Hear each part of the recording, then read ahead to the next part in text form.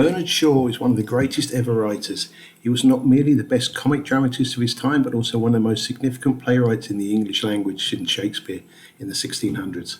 Some would say he's better than Shakespeare because he uses current English that's easily understood. He also learnt from Shakespeare that he didn't want his plays and books taught in school because he saw how children disliked it.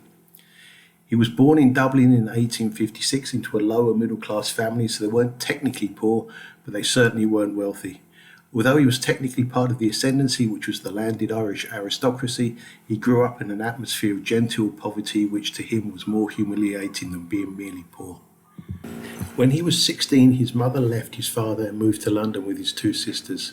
4 years later, he moved to London to follow his dream of being a writer. However, he initially worked as a clerk to earn money and was dependent on his mother financially. His fiction failed with his first book, Immaturity, which was partially autobiographical, being rejected by all publishers. His next 4 books were also failures. These failures enabled him to discover himself. He became a vegetarian, socialist, a great speaker, and eventually a great playwright. In 1906, he moved with his family to St Lawrence in Hertfordshire, where they rented the house we are visiting, and in around 1920 they were able to buy the house. By 1920 he had become very famous and wealthy, however he enjoyed his stays in this humble house. He also had a place in London throughout. This Hertfordshire retreat gave him peace and quiet away from fans and the paparazzi of the day. During the 1890s, he was a theatre and art critic, which allowed him to use his writing skills to put across his humour and radical ideas. He also began writing his own plays. His first play, Widower's House, is about a landlord who fell in love and discovered how landlords exploited the poor. It could have been a tragic drama, but he turned it into an ironic comedy. He had further failed plays during the 1890s, with his first success being called Caesar and Cleopatra, which was released in 1901.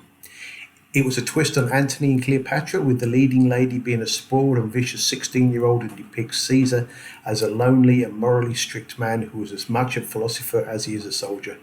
It shows him as human rather than being a superhero. He earned fame in Europe before he got it in Britain, but by 1904 he was famous in both.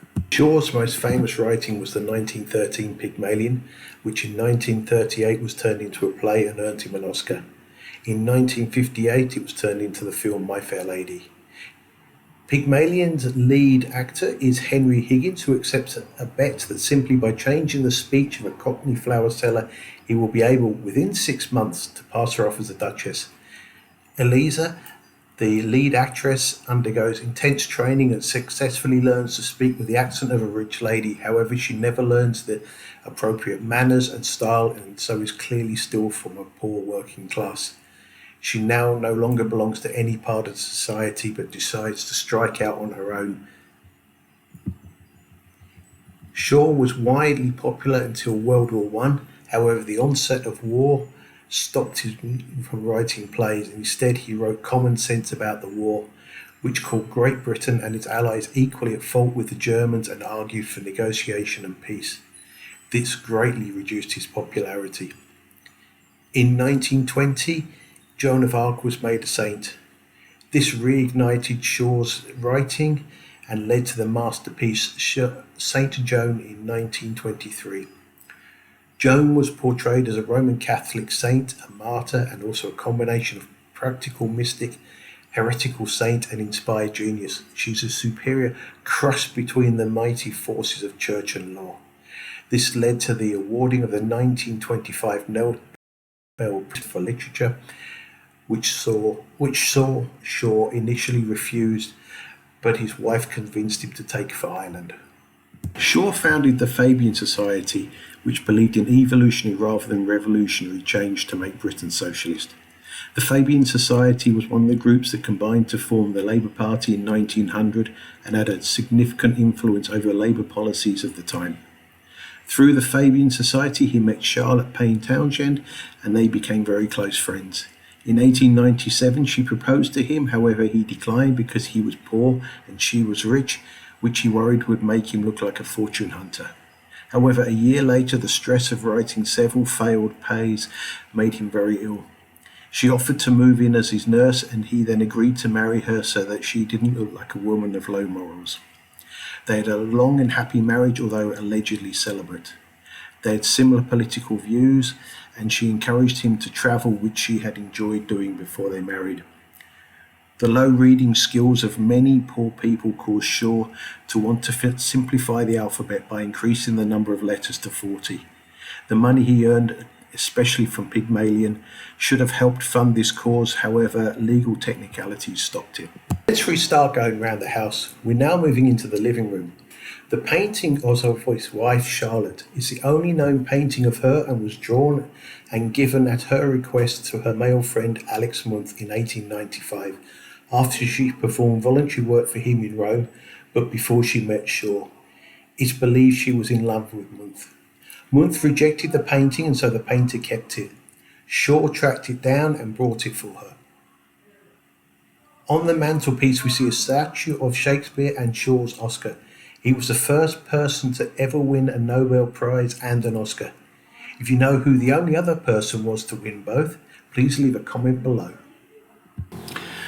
We now enter the writing room. Bernard Shaw was a prolific writer, penning over 5,000 letters. If someone wrote to him, he always responded, although some of the responses would have been standard letters that he just needed to sign. He hated letters requesting money. However, he quietly gave money away to causes he believed in. He would send letters in batches, weighing each letter and then writing a list of what was to be sent and the weight of each letter. He would take these to the post office, who would sell them the stamps. When the Postmaster General died, his wife had financial difficulties, and so Bernard Shaw suggested to her that she sold the postage lists and suggested what they could be sold for. She told him he was already doing that and getting a higher price. He was a very keen photographer and would often take photos of many people who would visit his house and gardens. He gave his wife a painting by Audrey Beardsley. The painting was used to advertise Shaw's fourth play, Arms and Man. To our modern eyes, this doesn't appear scandalous, but at the time, a woman peering through curtains with her hair down and bare shoulders was considered very sexy. Shaw gave the painting to his wife for her 60th birthday, and she loved it. The dining room is full of paintings, photos, and sculptures of people that Shaw considered worthy, who had a significant impact on his life. There are also paintings of himself.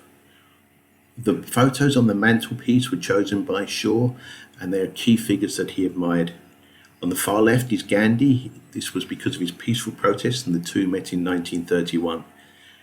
The second one is Nikolai Yezhov. It's not clear why Shaw wanted this photo displayed, as Yezhov was Stalin's head of secret police, and he oversaw the Great Purge, which led to mass torture and execution, although this wasn't known during Shaw's time. The next one is Lenin. This is obviously due to his socialist belief, as is the following one, which is Stalin. And the two actually met in Moscow in 1931, and Shaw was a huge admirer. The atrocities of Stalin didn't become known until Khrushchev came to power in 1953, which was after Shaw had died. Then we move on to Oscar Wilde, who was also Irish, also a writer, and held similar views politically to Shaw. The two met many times. And the far right is Henrik Ibsen. He was the father of modernism. The calendar is set to the 2nd of November 1950, which is the day he died at the age of 94. He died from falling from a tree when he was pruning, and so he was active right up until his death. His healthy lifestyle of vegetarian food, not drinking, measured portions, and cycling helped him reach an old age in good health. We now go upstairs to the bedrooms. Only the guest room is available. It was simple in fitting with Shaw's lifestyle. The housemaid and her husband, the gardener, also lived upstairs. They were treated as part of the family rather than as servants. The attic had small bedrooms in case extra maids were needed. His wife insisted on having a large bath.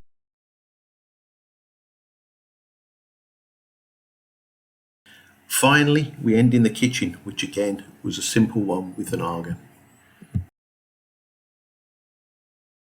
If you're enjoying this and previous videos, don't forget to hit the like, subscribe and bell button so that you get regular notifications when videos come out. Also, let me know in the comments below if you prefer these information-rich videos or the lighter ones that I've been previously producing. Now let's go out into the garden. Shaw built his wife a small summer house so that she could enjoy the garden, but before she could use it, he realised it would make a great writing hut. There was a telephone in the kitchen that directly connected to the hut, so he could be called for meals and request food and drinks. The best part was that he refused to see visitors without an appointment.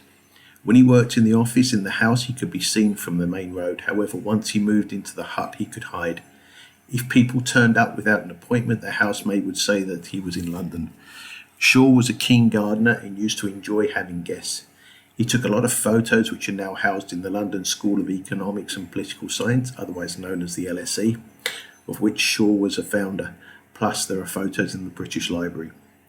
Regular visitors included Lawrence of Arabia, who became very good friends with Mrs. Shaw. They kept in contact for many years and she would tell him things that she wouldn't tell her husband. Shaw only discovered this after his death and he went through the letters. As for Shaw himself, he was like a father figure to Lawrence of Arabia. In conclusion, Shaw was a wealthy and famous writer. However, he maintained a humble lifestyle in keeping with his politics. The tour guide compared this to Rudyard Kipling's house that I will have to visit at a later date. But for now, stay humble and hope to see you next week.